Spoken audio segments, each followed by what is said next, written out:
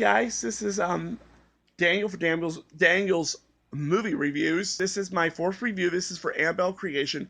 Last week I went and saw Annabelle Creation at the local cinema, and I've seen The Conjuring about you know the Warrens investigating this thing, and this I know this Annabelle's based on is a spin-off type of thing from the films, and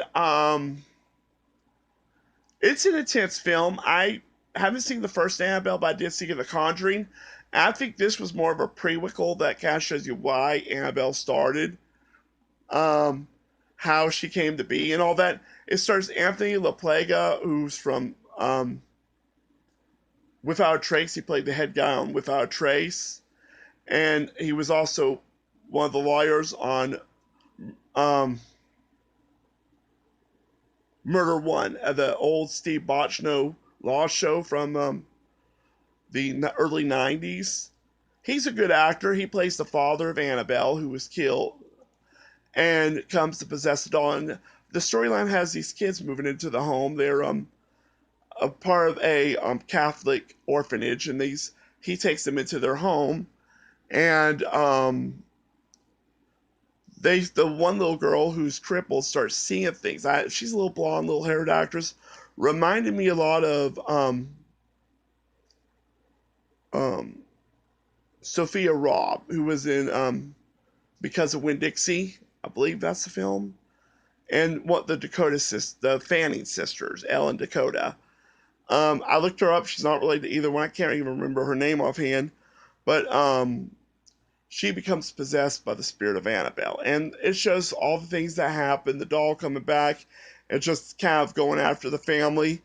It's it's an okay film, not the best horror film, not the worst.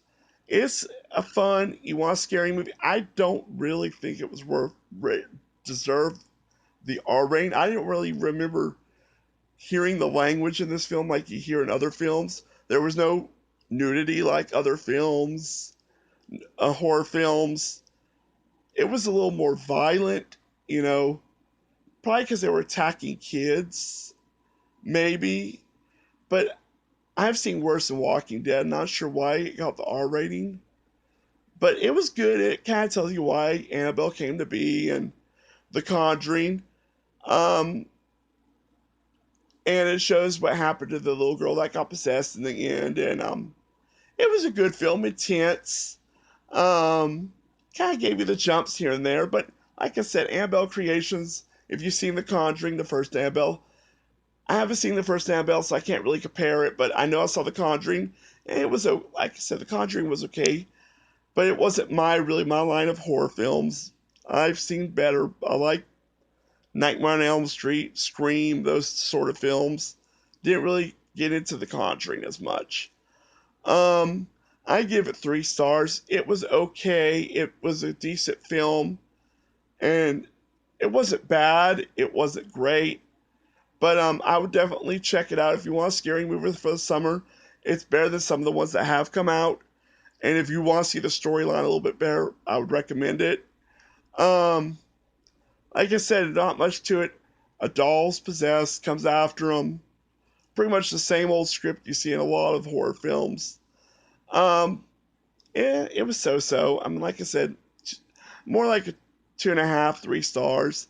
It's not going to win any awards. Maybe some offbeat horror film, but I think there's better material out there. Like last year's Don't Breathe, Lights Out, It Comes at Night. Some of those were way better.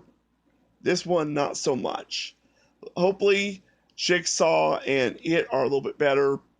But Annabelle Creation, 3 stars. It was okay. Not the greatest. Not the worst. I would probably wait to see it on Redbox or see it at the Dollar Cinema. That's my review for Annabelle Creation.